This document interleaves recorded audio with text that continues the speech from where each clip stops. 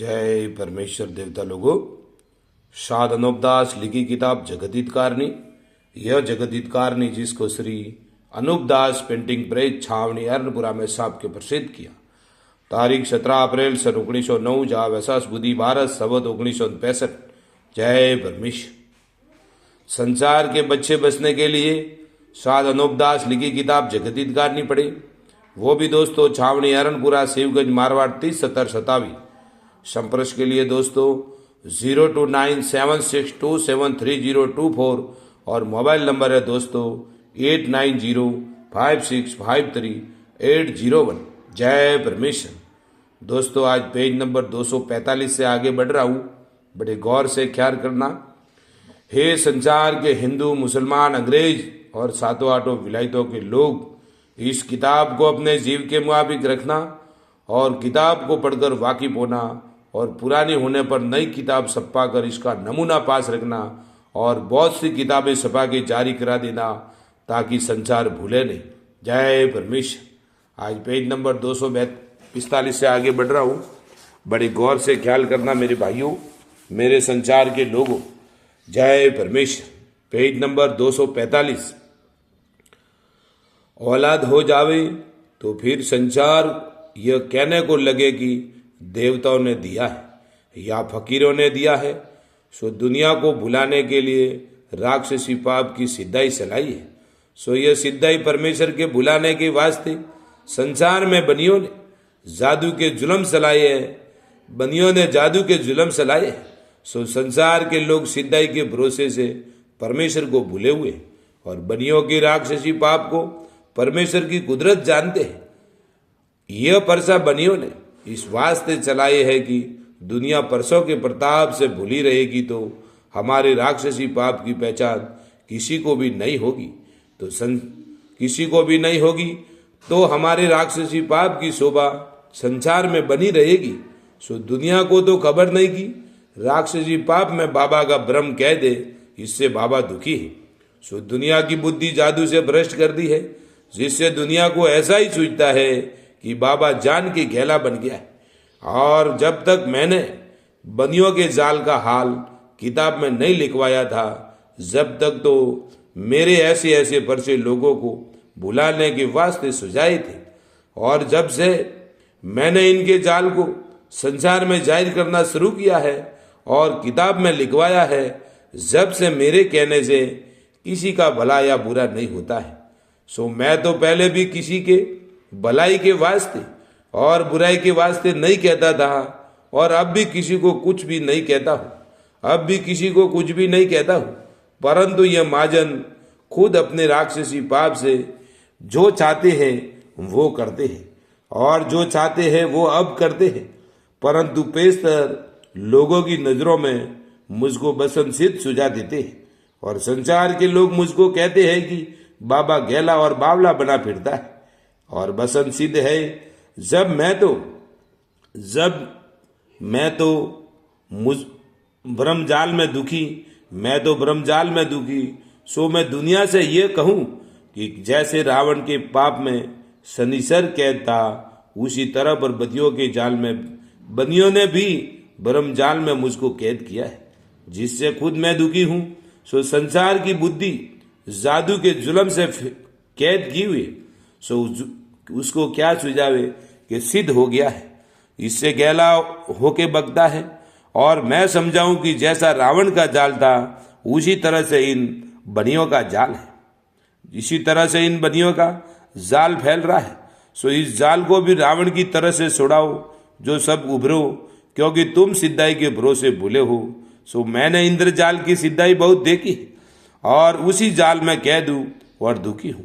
और जो कि मैं नामदेव जी सीपा का हाल ऊपर लिखा है कि नामदेव जी को द्वारकानाथ ने मंदार को फेर के दर्शन दिए थे, तो मंदार तो जादू के जुल्म से फिरता है।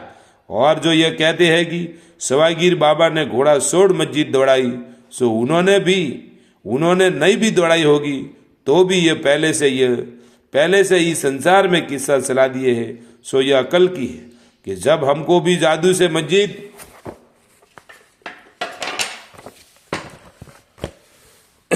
कल की है जब हमको भी जादू से मस्जिद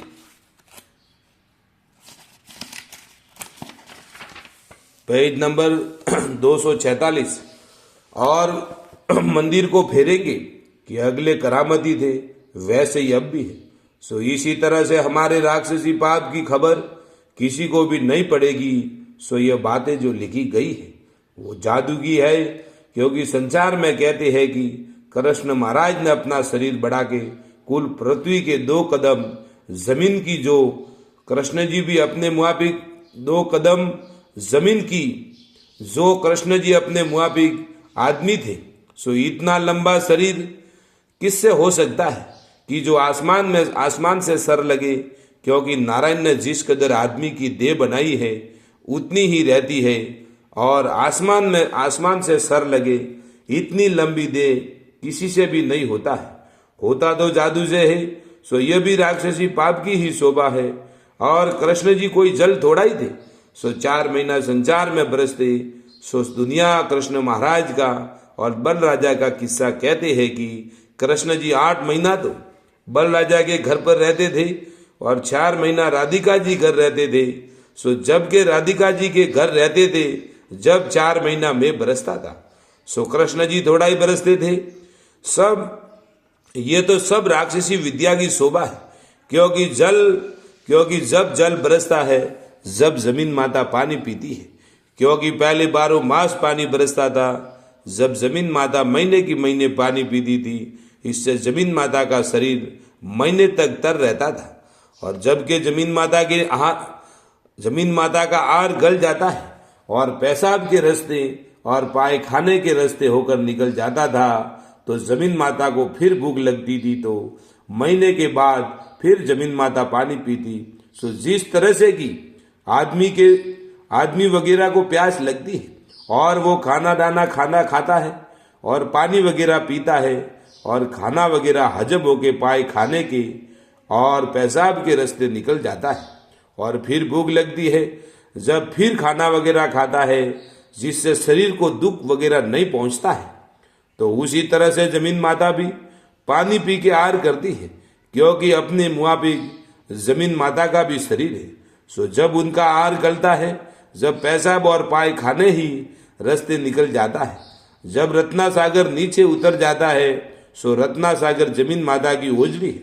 और जो कि 7 शायर कहते हैं, वो जमीन माता के शरीर में ओजड़ी के मिसाल सतपुड़ा है। सो यह सतपुड़ा ओजड़ी के मुआफिक है।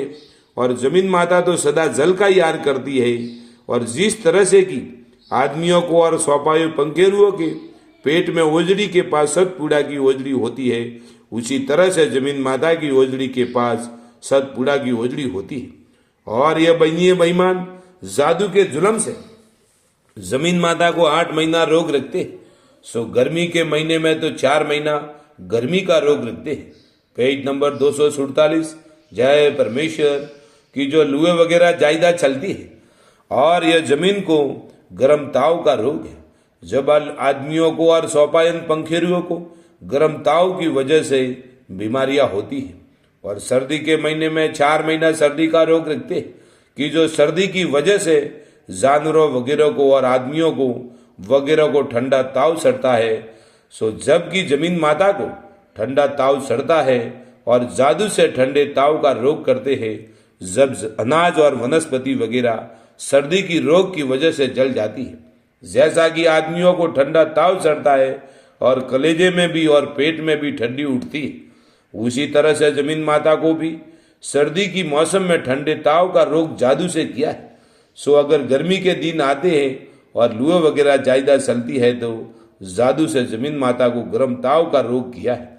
और जो आदमियों को और सर्दी और गर्मी में रोग नहीं हूं, तो हमेशा तंदुरुस्ती से शरीर रहता है और तबीयत शुष्क रहती है। और सज्जग में जमीन माता को कोई रोग नहीं था, तो सबको हवा सुहाती थी और जमीन माता का जीव शुष्क रहता था। और आदमियों और अनबोलों और सौपाया व पंखेरु वगैरह को भी सर्दी का रोग हो जाता था और फैल जाता था। सो राक्षसी पाप के जुल्म से शरद गर्म के रोग करके जमीन माता को दुबली कर दी है। इससे जमीन माता की चर्बी गल गई है। जिसको संसार में सोने रुपए की खाने कहते हैं वो बीमारी के सबब से गल गई। और बनियों ने संसार में किस्सा सलाकर ये प्रकट कर रखा है कि सर्दी गर्मी की रीत को और सर्दी गर्मी की रूत है। और बनिए बेईमान अपने कुल में सब जानते हैं कि शरद गर्म का रोग है और हमने जादू से रोग जमीन को किया है और संसार के लोगों की बुद्धि राक्षसी पाप से ऐसी भ्रष्ट कर दी है कि जो समझाए से नहीं समझते, कि जो जमीन के शरीर की पहचान भुला दी है कि बेगिनती जमीन को शरद गर्म का रोग करे तो उसको पहचाने ही नहीं। और शरद गर्म के रोग को भी रूत कहते हैं। सो जिस तरह से कि अपना शरीर है वो 12 मास अच्छा रहता है और कोई रोग नहीं होता है तो कैसी तबीयत रहती है। और जो शरद गर्म का बुखार आदमी को सड़ जावे तो कैसी तबीयत बिगड़कर खराब हो जाती है और शरीर भी दुबला हो जाता है। फिर इसी तरह से जमीन माता भी जीवता जीव है। सो जमीन माता को भी शरद गर्म के रोग के जादू से किया है।